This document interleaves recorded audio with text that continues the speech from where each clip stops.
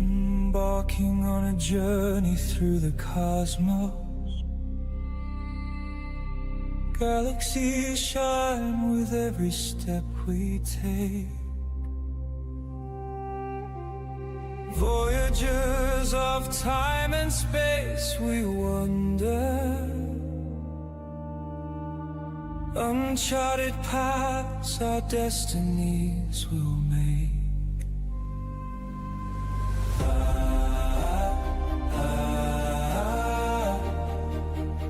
Drifting through timelines.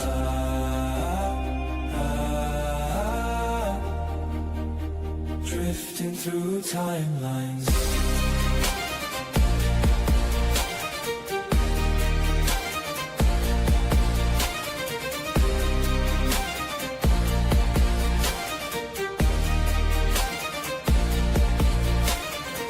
Stars unfold their stories in the twilight. Travelers intertwine in cosmic streams. With every pulse, new horizons waiting.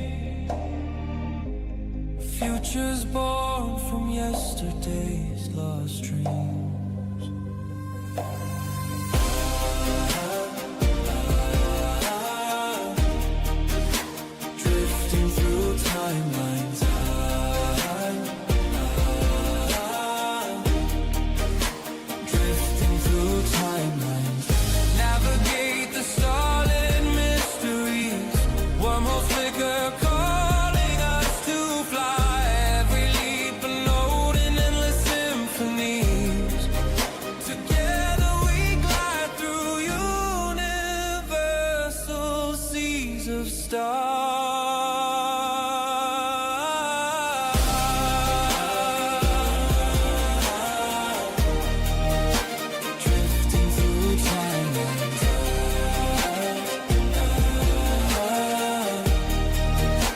Drifting through timelines.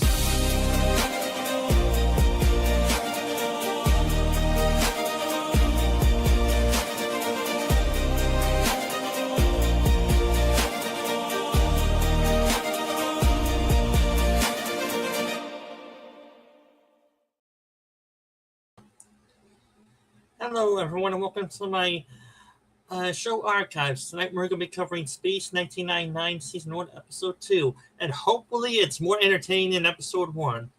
And please welcome to the panel, the one, the only, Resolute Germ. Hello, Germ, how's it going? Hey, Dan, how you doing?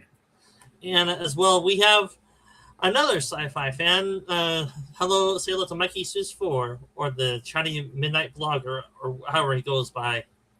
Chatty Blogger MS, standing for Mikey Seuss. Hey, thanks, Dan. And hey, Germ.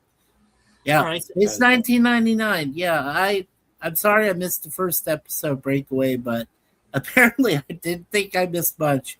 I know most of it was based solely on the fact that Moonbase Alpha broke away from Earth's orbit because of a bigger looming disaster that either they knew of it and didn't do anything about it, or they were just, or they couldn't avoid it. So yeah, not a very good first episode to start the series, but it does get a little bit better.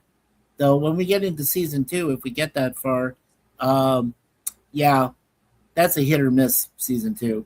Even though I love Katarina von Schell as Mira, so yeah.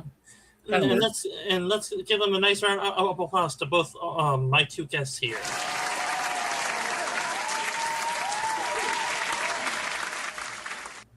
Yeah, we got to build up Germ's ego to become the new god Germ of our universe, and then Mikey says forward to build up his ego enough to become a maniacal Joker clown character.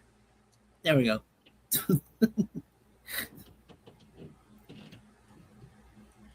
And then before officially we start the watch party, if you want to donate a few pennies, a few dollars, consider donating to my Patreon page right there. Membership starts as $3 a month for you. As well, how about even further than that? Check out my merch store bios and logos right there I could persuade Germ or Mikey to pick up a few things. But according to Germ, at least, yes, delivering money from a cash from a bank. He'll take cash, gold, silver, platinum, rubies, diamonds, or any other valuable minerals. I know Suzanne and I live on a limited budget, so we'll see which ones stand out to us, and we'll purchase one or two.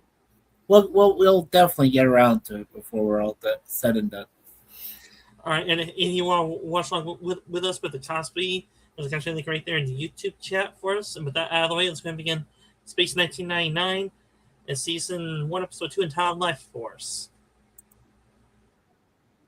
Yeah, Force of Life. There you go.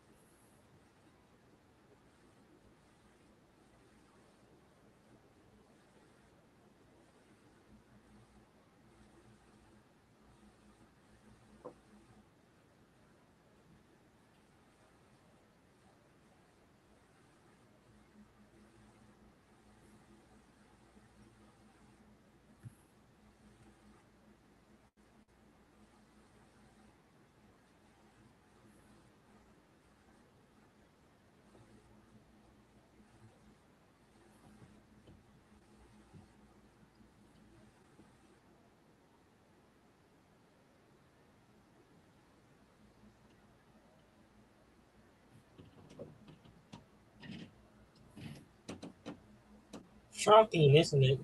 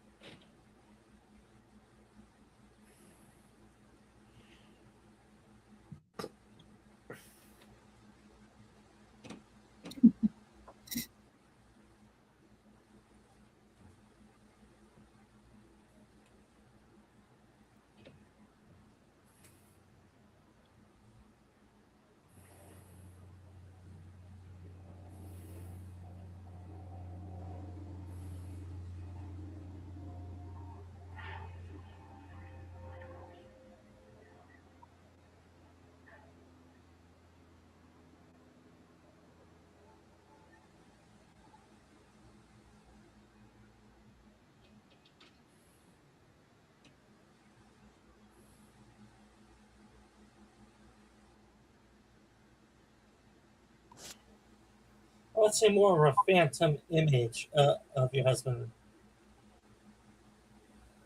Yeah, but that's impossible. He's not supposed to be alive, is he?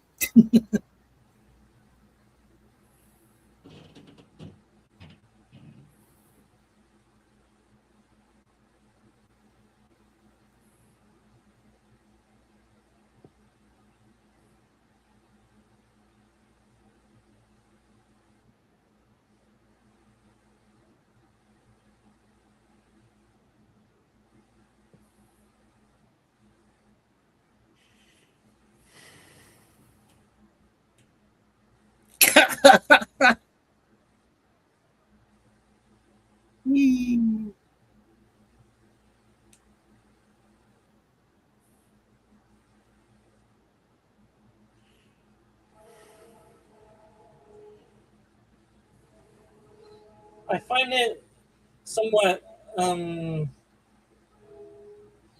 They live in Alpha City, but guess what? The base has a population of 300. Well, if you go by Earth standards, a city is over 50,000 or more people.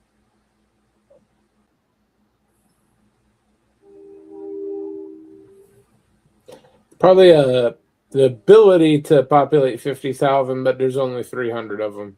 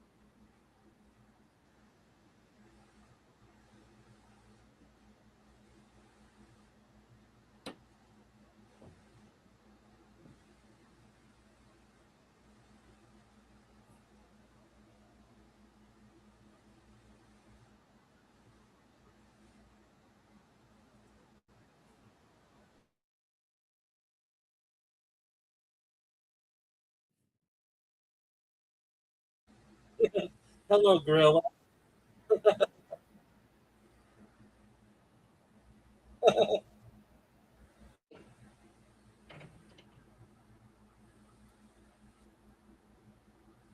Hello, monkey boy.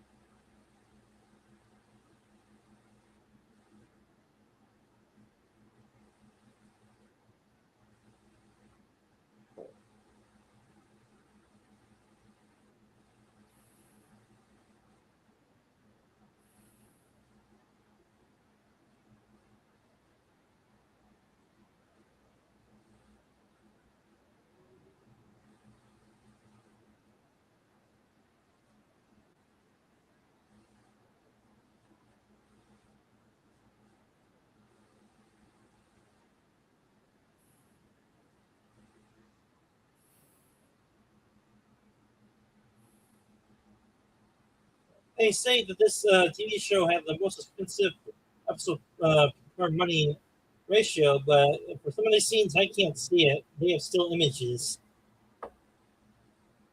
And the 70s, that was pricey. Yeah. But I'll tell you, the guy that worked on this series, he's gone now. Derek Meddings, some awesome work, even before Star Wars, with miniatures. So, you know, if there's one of the few effects artists you like in these early years, it would be Derek Meddings. I'll be right back.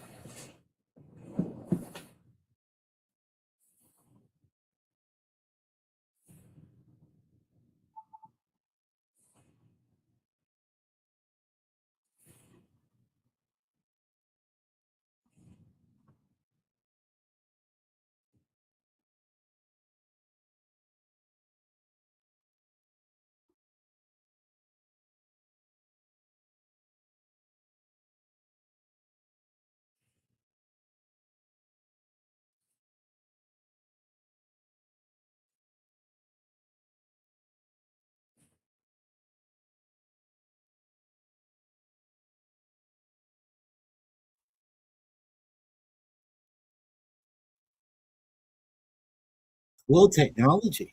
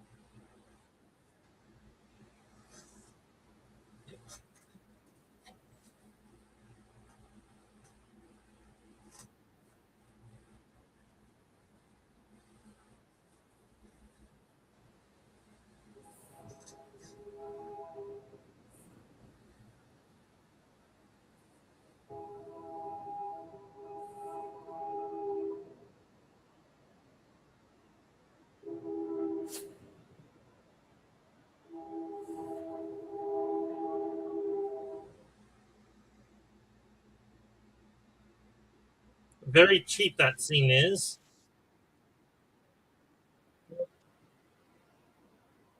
Everything's going to seem cheap for 1970s.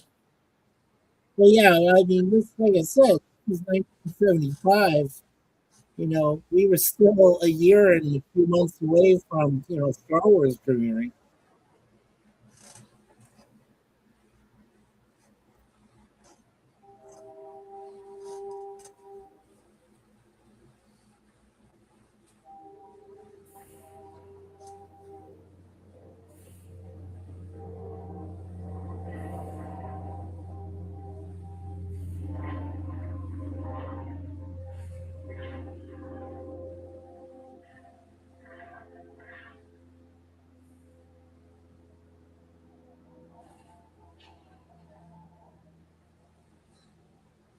So the premise of this is that the moon is basically a rogue planetoid or object.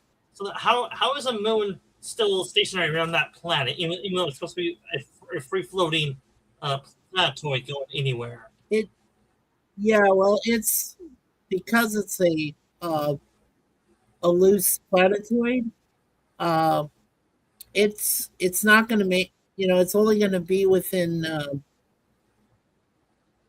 barely a shot within any habitable planet, and they can only stay for a certain amount of time unless they all decide that they're going to, evacuate and move into a new planet Yeah. home to stay.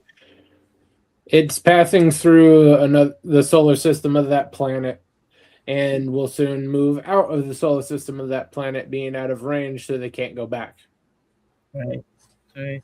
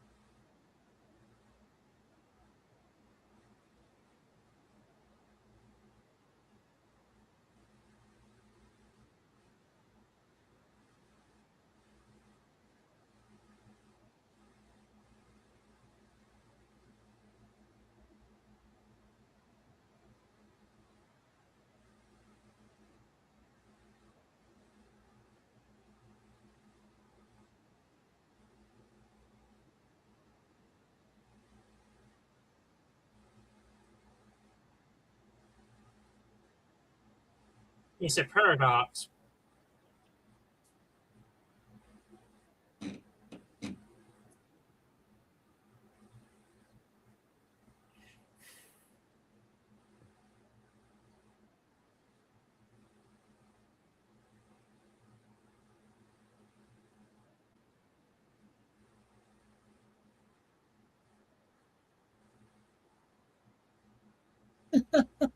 I'm surprised they didn't say we got to start thinking outside the box.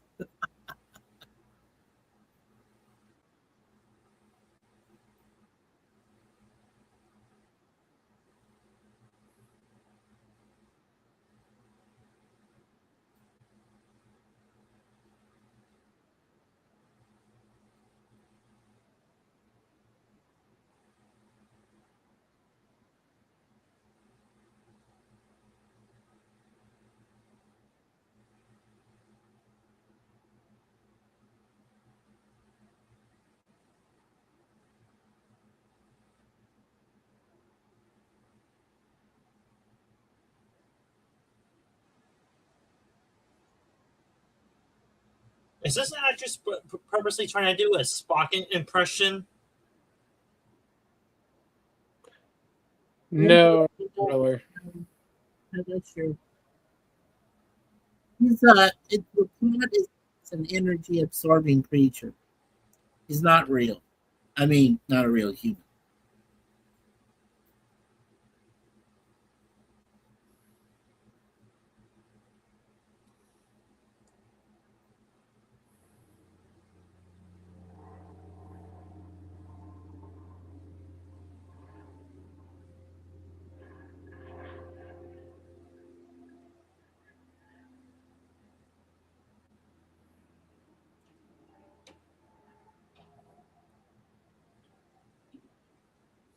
You know, if this show went on past two seasons, I would not be surprised if aliens gave the Alphas an antimatter reactor to have unlimited power to it.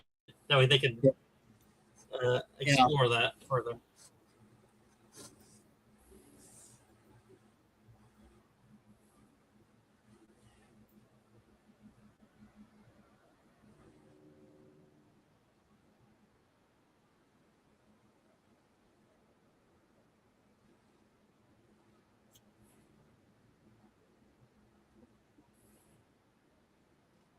Here's that exciting music when things go wrong. Yeah, so 70s music. It doesn't match.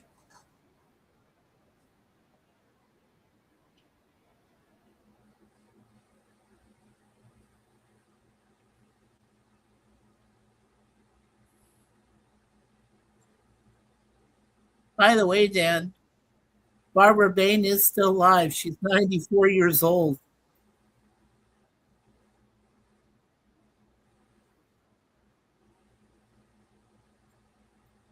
That's crazy, isn't it? And 94 is a good run. Yeah, but I mean, seeing her so young back then, and then realizing, yeah, she's lived a long life and done a lot of different roles.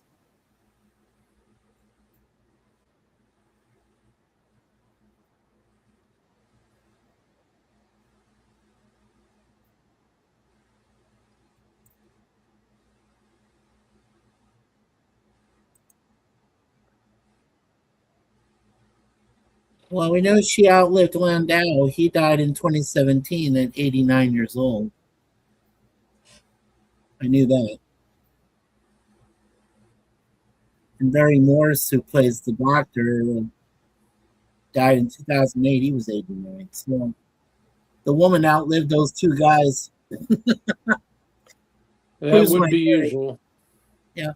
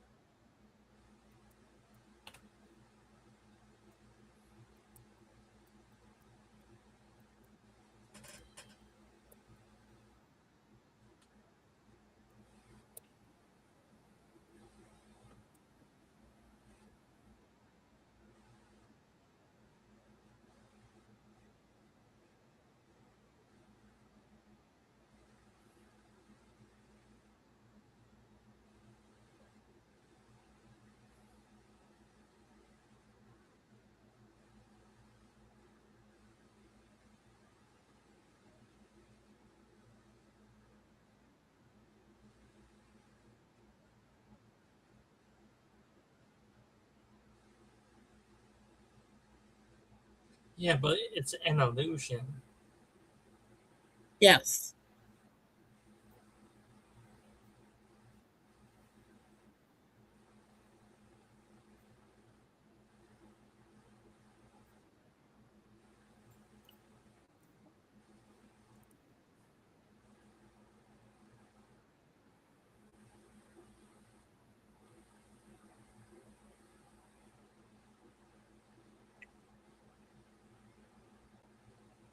Just come out and say it. No.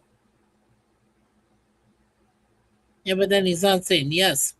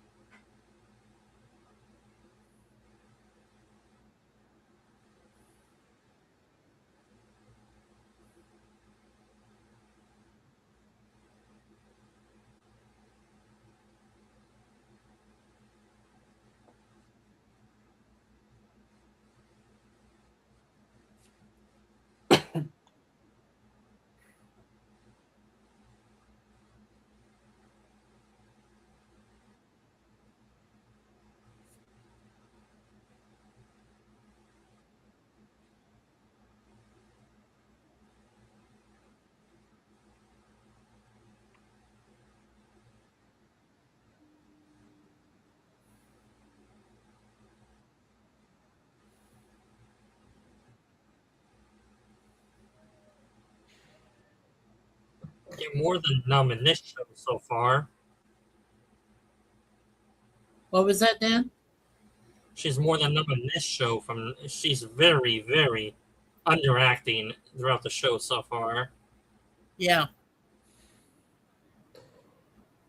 You'll see that a lot in the 70s. Pretty much everything is just nonchalant. They got the most horrible things going on around them. Pretty much anything in the 70s, they're just there commenting on it.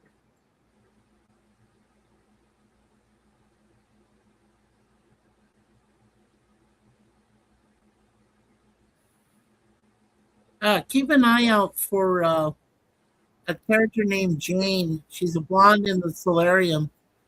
That was Eva Ruber Staler, who played the assistant of General Gogol in the James Bond series, Rubovich, the blonde.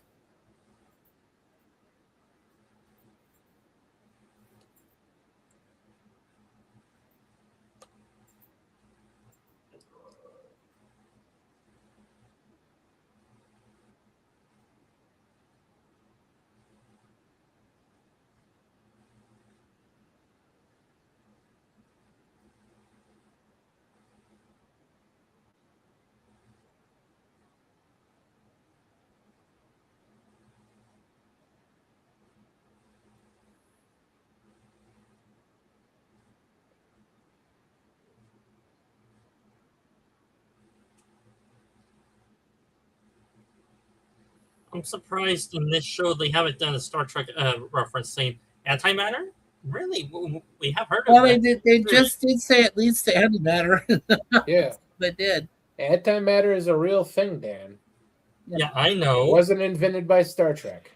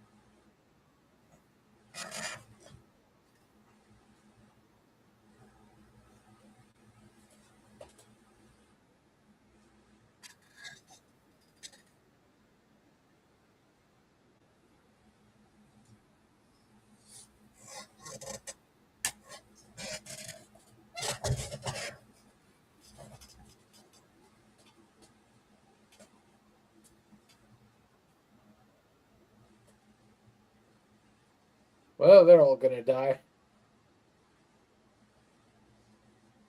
Yeah.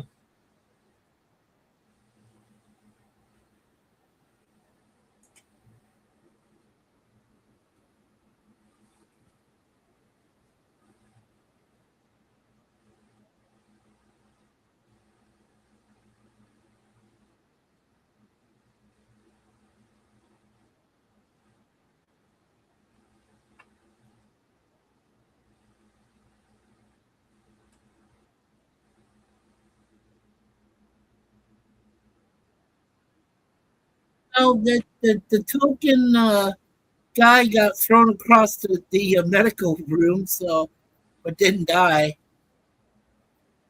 There's still about 25 minutes left, Gorilla.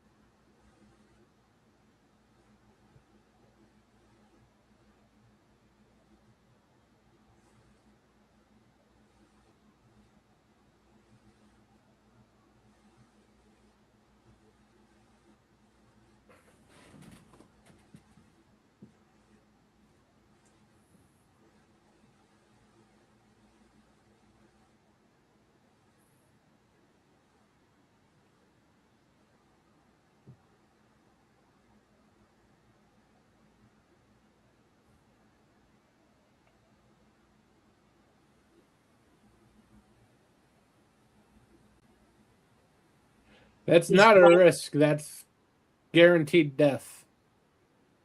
Yes. He has confirmed antimatter on the planet, and he's still going. He is clinically insane. He should be relieved. He's blindly optimistic. This isn't optimism, it's retardation. Right. He told him, yes, it's antimatter. You can't go down there.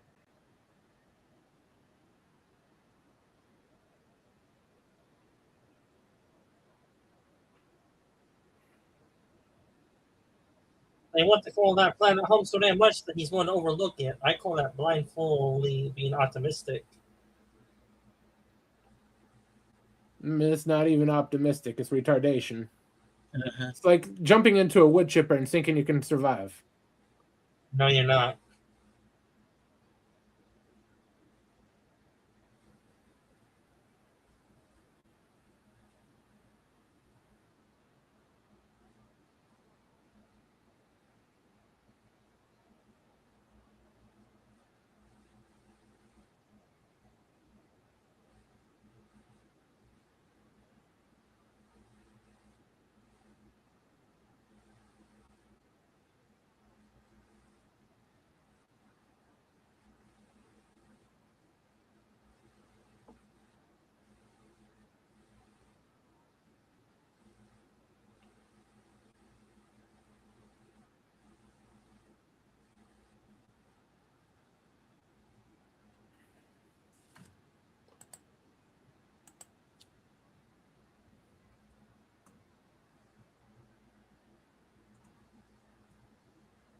So this is technically their first official away mission.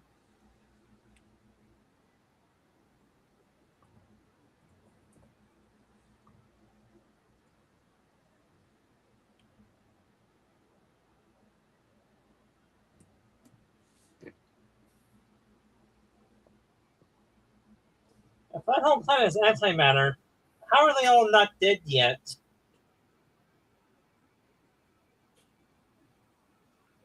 Well, the antimatter creatures are trying to lure down everybody. Yeah.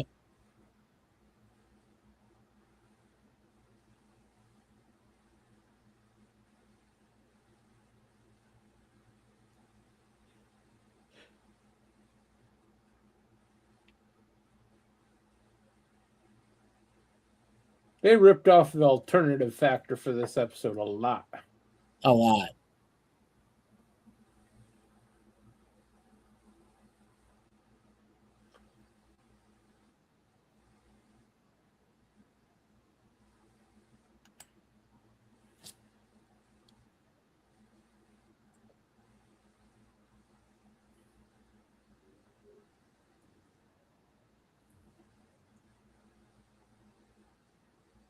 Uh-oh. They're going to eat some more stuff.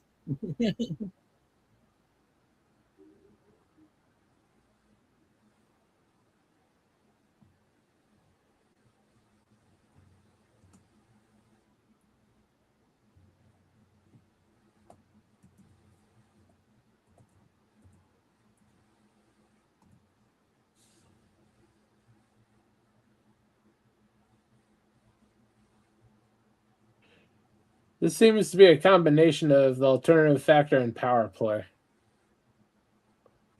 Yeah.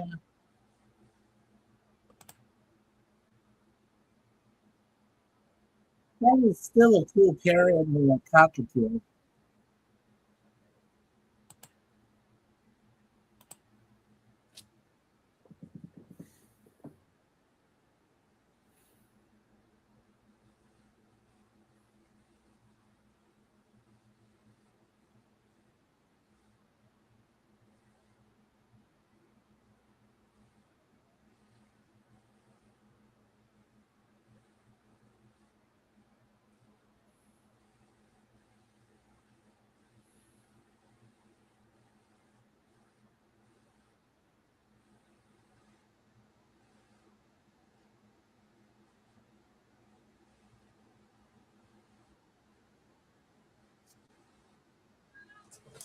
I'll be right back. Right.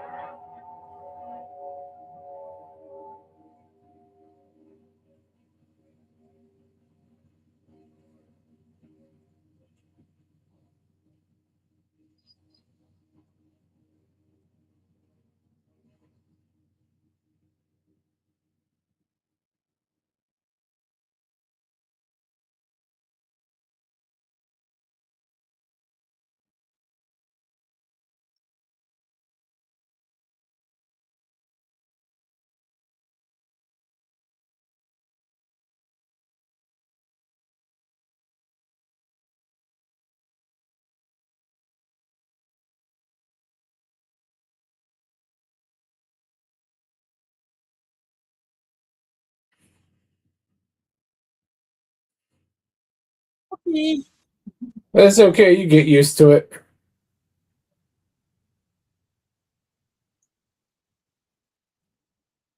Oh, there goes the ride. Yeah.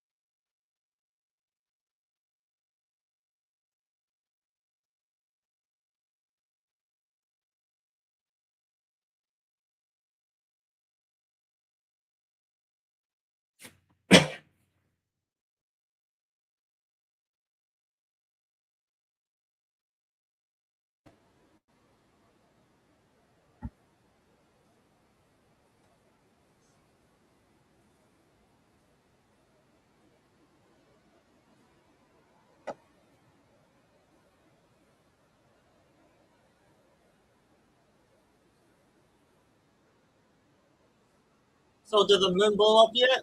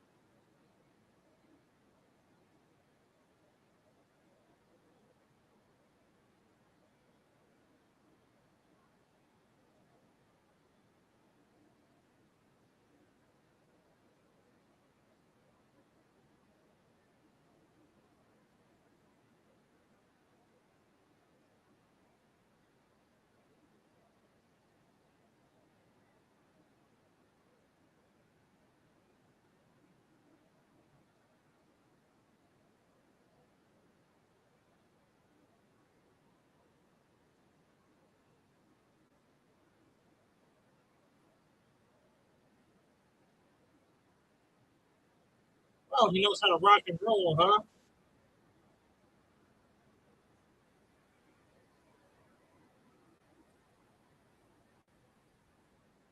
I believe I have a clip for that.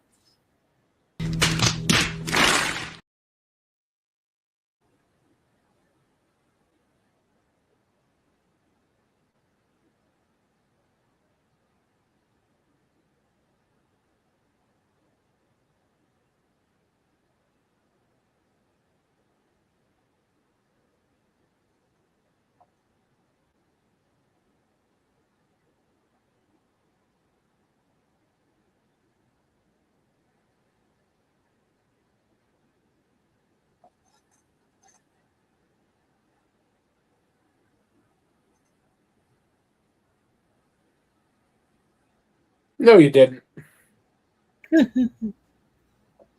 Yeah, you were dead when you touched down on the planet. Yep.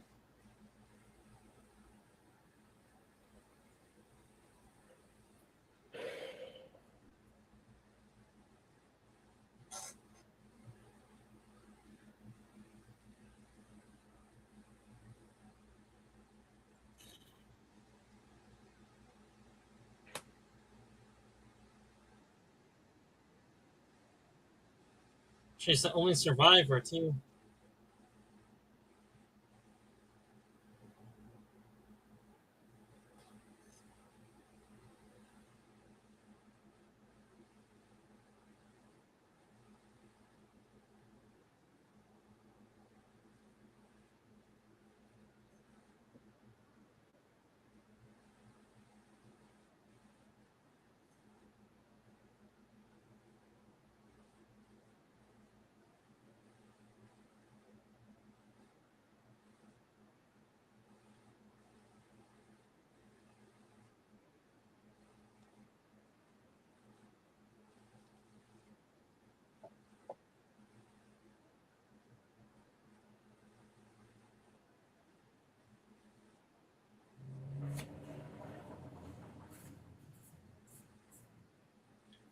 Yeah, cosmic rays.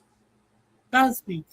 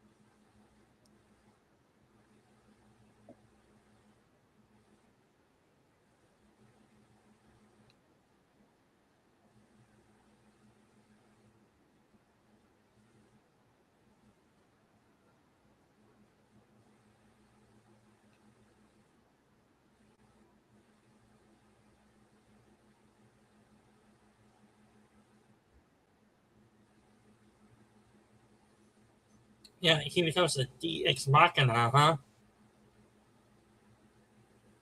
No, he just he's been cheating.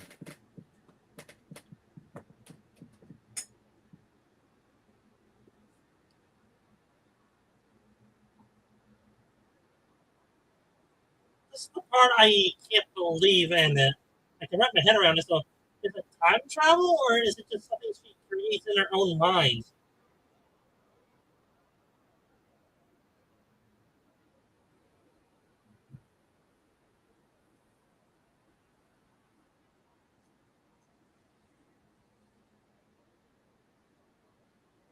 So he just basically gave her a second chance.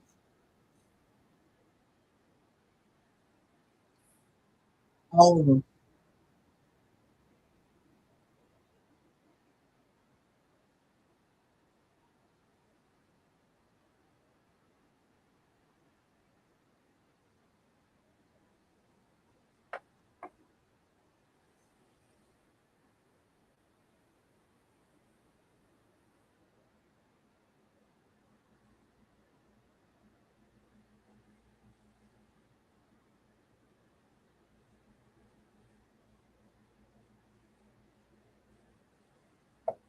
Let's go.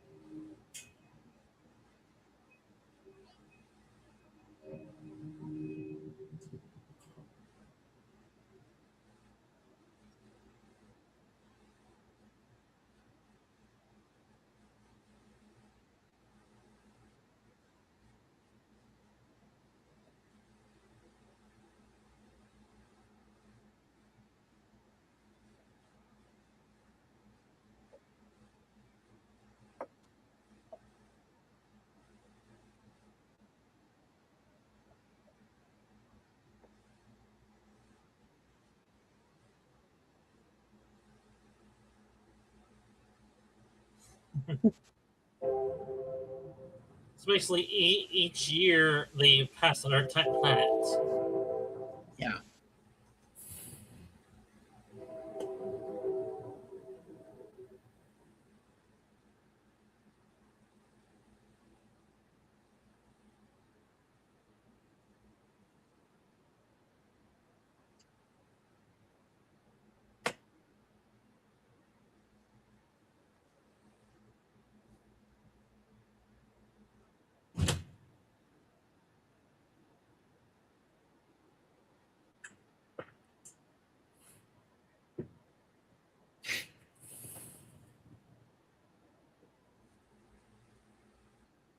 All right, that concludes Space 1999 and our currently only episode that we're watching tonight.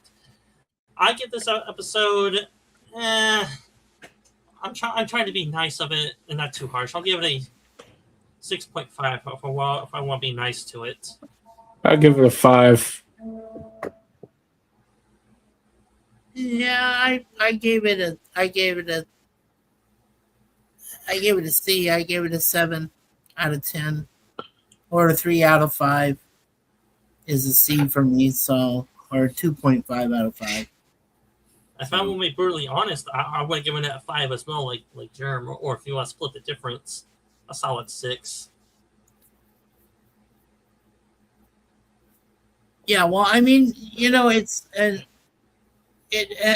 like I said, to be fair, I mean, I always try to go into see what other opinions and stuff like that. And usually, a majority of people are correct. And like I said, for me, this was like a C grade episode. All of them are pretty much going to be that for the first couple of, at least the first 5 to 10 episodes, and then it's supposed to get a little bit better. But yeah, we'll see. We'll see. Mhm.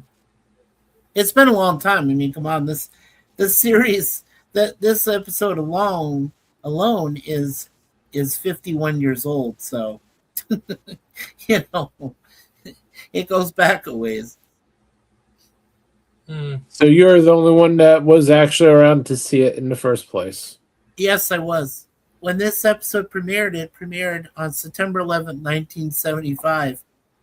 Literally 26 years before we had the 9/11 attacks, which I know doesn't mean much, but it's And just about then. 9 years before I was born. Yeah. Well, and my brother, let's see, my brother's birthday is September 11th. So when this came out, he was 10 years old, and I was going to be, yeah. So, oh no, I'm sorry, I take that back. He was 8 years old, so he just turned 8, and then in 11 days I was going to turn 10. So, yeah, I was still young enough to watch it. I mean, it was on my PBS station locally, so we could watch this late night, but only if it was on the weekend. I couldn't stay up late. It kind of sucks, but yeah. Really, Mikey, because from what I hear from viewers actually seen this is not really a kid-friendly show. It's not. Back then, we didn't know the difference, Dan. Some kids my age, some others that some teenagers actually watch this stuff. I mean, it was good for them. So, but yeah, I mean, over time, like I said, if you look at it, you go, yeah, this is more for adults, rather than say anybody. I'll say anybody under at least the age of 16 wouldn't understand the stuff going on, but anybody beyond that would probably understand. So, yeah, it was I'll tell you this much: it was a different kind of show, and like I said, it was less than 2 years before everything changed when Star Wars premiered. So, and even now, if you look at the time, Star Wars, the movie itself, is going to be 50 years old next year. Look at how it's, how opinions of that have changed over 50 years. Some people say it still holds up well, and others just say no, it's had it for its time. So I'm in the latter half of that category. yeah, and understandably so. As I said, for me, this show was more about, at the time, it was more about special effects for me. I thought for that, they were crude, but Jerry Anderson and his wife Sylvia were, pretty good at character development, and I actually do wish this series had 3 seasons like the original series Star Trek had. They could have gone further and done something with this, but unfortunately, they didn't. Well, me and Jerm may be in the minority, and you may have nostalgia glasses on for this show, but I found this episode to be a little bit better pacing, but overall, it's not really much better to the first episode. Well, let's see. If we look, just get an idea here. If you look at the first season, okay, this is just like, these are just numbers, offhand, like people that have seen these episodes. Like I'm looking at like the next episode, the third one, which is let's see here, After Force of Life. This next one is it's the last episode of the season because they filmed them out of order. Are you saying that they aired them out of order? At least the list I looked on Wikipedia. Huh. Okay. Well, which list are you looking at, Mikey? Because they do have numbers. I'm looking at no. You got the first two right. Like I said, the first one was Breakaway. This one was called Force of Life, and then the next one is supposed to be Collision Course, episode 3, which came out a week later on September 18th. Aired episode 3, filmed episode like 24, or written for episode 24. And they called it episode 3. Yeah. All But right, anyway, well, like I said, just to complete my point, but with most of these, they're all going to average very low grades. In fact, the only, there was a total of 48 episodes, 24 per season, and like if what I can see of all these of all these episodes, the only best one of season 1 was Dragon's Domain, which is, according to the info here, is supposed to be episode 8 from the first season. So, yeah, for what I hear from reviewers, actually recommend the episode. It's a space horror episode. yeah. All right, Did you say horror or did you say horror? Horror? I say it either way. Why? Because those could be two very different things if we get a dancing green girl. You say what? Horror, and I say a horror. Yeah. Yeah. We're either talking scary stuff or jiggly stuff. Yeah. I forget the OR extra sometimes, like horror or horror. Yeah. Yeah, let's be let's be totally honest. Space 1999 is decent, but doesn't have a lot of great episodes. In fact, I would say majority of the episodes in season 1 are at least decent and a little bit better than season 2. Let's just be honest. Sci-fi between 2001 and the release of Star Wars, not very strong. Right. Yeah, I'd rather watch Star Trek than this show. The TOS Star Trek. All right, well, Mikey, if you will give me a little soft promotion, go ahead. I'm going to wrap it up. Okay. So tomorrow, like I said, I'll be doing my 2 episode review again for Charlie's Angels season 2. That'll be episodes 7 and 8. I believe Gorilla said he was going to have either his Silverback Lounge or his Waltons tomorrow instead of Friday, and then of course we'll be here with Germ. His I don't know, Germ. Do you go with us with Deep Space Nine? I know BVP No. usually does it. Yeah. So yeah, I guess I'll be with Gorilla for Deep Space Nine on Sunday. That's pretty much it for us right here. And how about you, Germ? Godzilla against Mechagodzilla on Monday. Not to be confused with Godzilla versus Mechagodzilla, Godzilla versus Mechagodzilla 2, or Terror of Mechagodzilla. So basically, Hey Germ, have you already shown Godzilla versus Megalon? Yeah. Oh, a while ago. So You already basically, did? you're gonna watch the original Godzilla versus the knockoff robot version of him. Yeah. Actually, like the third or fourth knockoff version of him. Yeah.